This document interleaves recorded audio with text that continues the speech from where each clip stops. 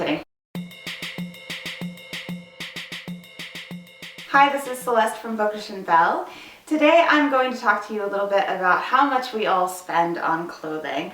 So one thing you'll find when you start to declutter in your life is obviously that you're not spending as much and bringing in more things because you've really reevaluated what you need.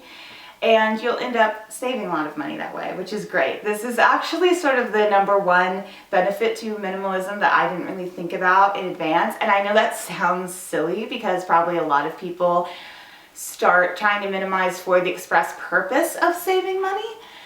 But for me, it really came about as a bit of an afterthought where I realized I'm not spending money on clothes that I don't need, and all of a sudden I have extra money every single month that can go into something more important. Clothes are something that I truly love, and I've always had a bit of expensive taste when it comes to clothing, and the older that I've gotten, the more I've become educated on quality and designers and things that make me want even more expensive things.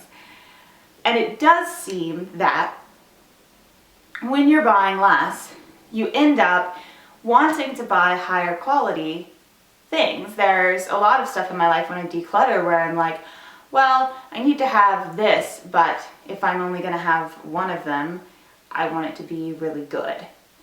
And so there's the saving on money, but then there's also this whole new revelation of wanting higher quality things, at least for me. So that got me thinking about really examining clothing by the numbers, looking at how much we spend, how much it's recommended that we spend, and what you can really do with that.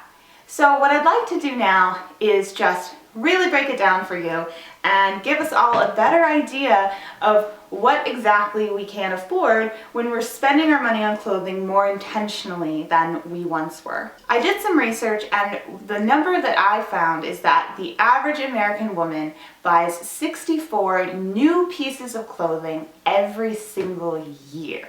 That means she's buying more than one every week. If you compare this to 1930, the average woman only possessed about 9 outfits. So clearly we've cycled a bit out of control and gone beyond what we used to need. But the real question is, how much money should we be spending on clothing? How much is too much? Now, this is going to be an individual answer for everyone, obviously, and a big part of that has to do with whether you have debt and how much debt you have, and how much you need to be saving, and how much you're able to save. But generally speaking, I consulted a few different sources, and they said that you should be spending about 5% of your take-home pay, so that's after taxes, and I would assume after your 401k contribution, because I never see that money, so I'm imagining they mean that as well. You should be spending about 5% of take-home pay on clothing. This is the same number that I got from Who What Wear, which is a website all about fashion, and I assumed their number would maybe be a bit higher than other people who give financial advice. But I also consulted some other sources, including Pete the Planner, and they were also giving 5%. So it sounds like Who What Wear wasn't trying to enable us or anything. That is just the standard, is about 5%. So let's break this down even further. Let's say you're making about $40,000 a year. Again, I'm just kind of almost randomly choosing a number because we're all going to be making different amounts, but that felt like a good mid-range number for me. So if you're making $40,000 a year, you're bringing home about $3,000 every month. 5% of that is about $150. Now I'm going to throw up $150 in a few different world currencies right over here, because I know I've said a bunch of numbers, but the per month is really the one we should be keeping in mind, because most of us do our finances by the month. So if you're making $40,000, which is this amount in a bunch of different world currencies, then you're going to have $150 a month to spend on clothes, which is this amount in a bunch of different foreign currencies. Let's think about how we're going to spend that.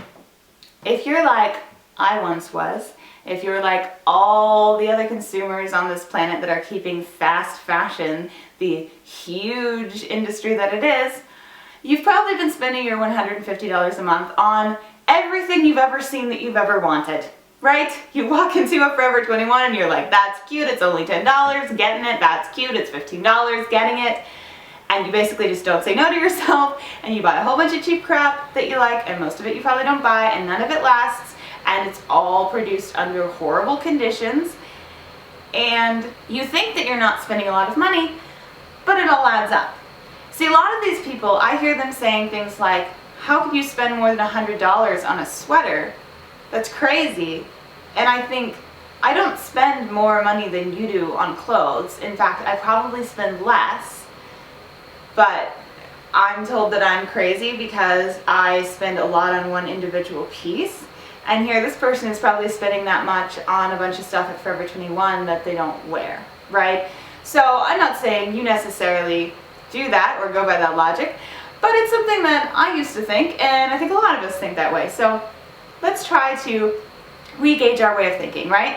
You could spend your $150 on all the stuff you ever see at Forever 21, or you could spend it on maybe one really nice item or a couple items from a mid-price store like the Gap, right? Maybe about every month you get a pair of jeans and a top, something like that. And so that's nice, that's fair, right? But let's take it even further, because once you've really created the wardrobe that you need for yourself, you probably don't need to buy several things every month. So what if you wait every 2 months and then you have $300 and you can spend that on a real investment piece? So maybe every 2 months you want to treat yourself with a designer item of jewelry or a really nice handbag. Maybe you want to buy a pair of really, really nice shoes and you find them discounted or secondhand.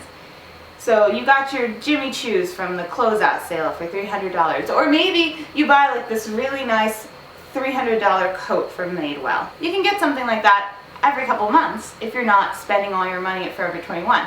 See, I bet already you're impressed that all of a sudden $300 kind of came out of nowhere in the manner of 2 months. Now don't get me wrong, I know how hard it is to go 2 months without buying clothing, believe me, but the point is, you can buy the thing that you thought you couldn't afford. Let's go even further though. What if we only bought an item twice a year? What if we got to the point where we really had everything in our wardrobe that we needed? And we were like, I'm gonna treat myself with something for the season that's gonna be big. Well, at this point, you've got $900 to spend. With $900, you can buy those Jimmy Choos we talked about new, so you can get exactly the ones you were looking for. Or maybe you could buy a mid-range designer coat, like this one over here, instead of getting that Madewell coat. But while we're being really crazy, let's just make it even bigger, right? Let's just go a whole year without buying new clothes and see what we can do with $1,800. Bet you never thought you could get a really nice piece of designer jewelry like this. What about this Celine handbag over here? I mean, that's beautiful. I bet you've always wanted one of those, if you're like me. But you thought you couldn't afford one in a million years. 1 year. 1 year. If you don't buy all that other crap that you didn't need. I mean, look at the size of your closet, of my closet. Look at all the things that we've accumulated over the years. We don't need to buy anything else this year. I think we could make it to that Celine handbag if we really wanted to. Now, it doesn't have to be the Celine handbag. Maybe you don't like handbags. Maybe you don't like Celine. Maybe you don't like designer clothing. Maybe you want to spend it on something else.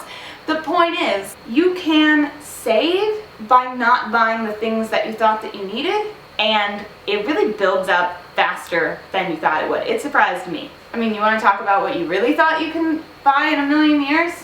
What about something like a Chanel Jumbo or an Hermes Kelly? I mean, even vintage, that's a lot of money. Your Cartier Love bracelet, right? It's not a million years.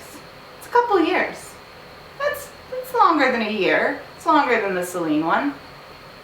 But you spend that amount of money on Forever 21 stuff for the last few years that you've been buying all the Forever 21 stuff that you didn't want, right? So I hope this breakdown was helpful for you. It certainly was helpful for me to start thinking long term and about goals now that I've really got my wardrobe sorted and I don't need to be spending as much as I used to spend. I know that saying you can save stuff and spend it later isn't some huge revelation, but it's helpful to me to think about it that way, and I hope it's helpful to you also. So I hope you enjoyed my little breakdown of clothing by the numbers.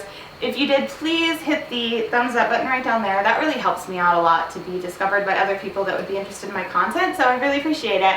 If you want to hear more from me and you haven't subscribed to my channel yet, because like maybe you banged your head and forgot to or something, just click subscribe right down there. And I will see you next time. Thank you for watching.